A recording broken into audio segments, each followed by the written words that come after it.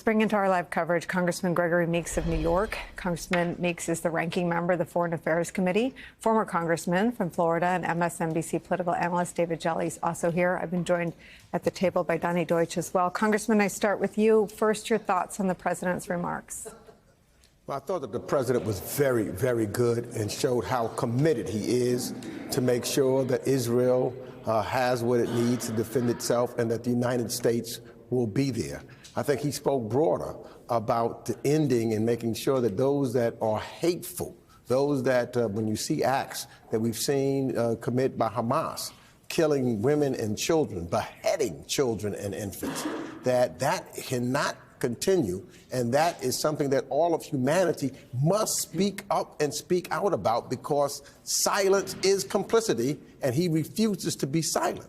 And I think that he also showed very clearly that there are things that the administration is doing to work with our Israeli allies to make sure that we take everything to get our American citizens back home and out of the grips of Hamas.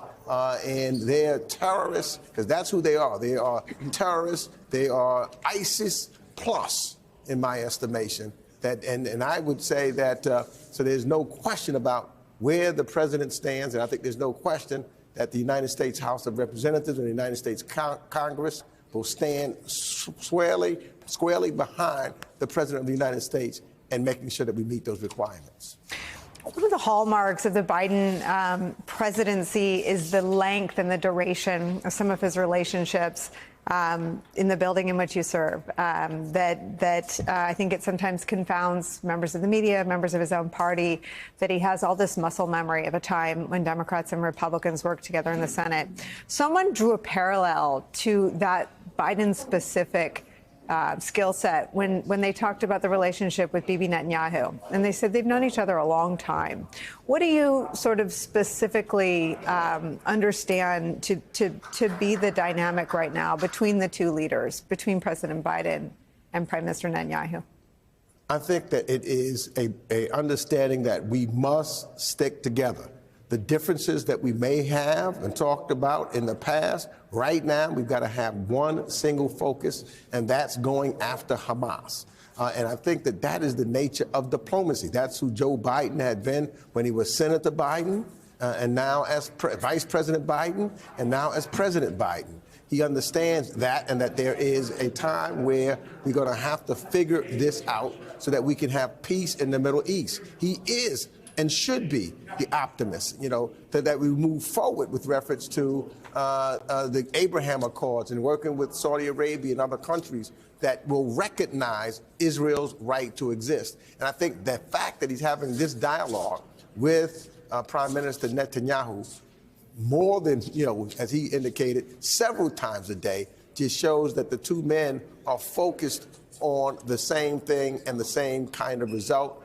And reminding each other that, our own humanity, and to make sure that we're working collectively within the bounds of the rules of war against our vicious and I think immoral Hamas, and that we need to track down those leaders wherever they are. Congressman, the chairman of your committee, Michael McCaul, described the number of American hostages in Israel this way as being, quote, dozens. Does that match with your understanding? Yes. I don't know about dozens, but I know somewhere in the neighborhood of 22 or something of that nature. It's from what I heard someone from the administration say publicly. There is, like I said, like the president said, we can't say everything publicly because there's things that are being worked on. But I did hear and get clearance from the State Department and others about 22 dead and several. They didn't mention a specific number, but several Americans that are held hostages. So I want to be clear. The 22 number I know is 22 Americans that are dead, but several American hostages are believed to be being held by Hamas. Okay, then that's a little different from what Mr. McCaul said. but that does match up with some of the public numbers of the numbers of Americans who've lost their lives.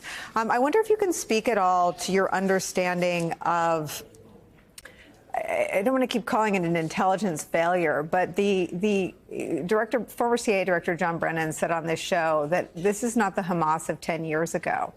And you've described the horrors and the atrocities of the terrorist attack as ISIS-like, as has the president, as have the mothers of many of the people who've been taken, who I've had a chance to speak to. Did we understand the complete conflation of ISIS tactics with Hamas? I think, obviously, from what has taken place, there's, as you described, there's been an intelligence failure, of which has to be examined and looked at thoroughly.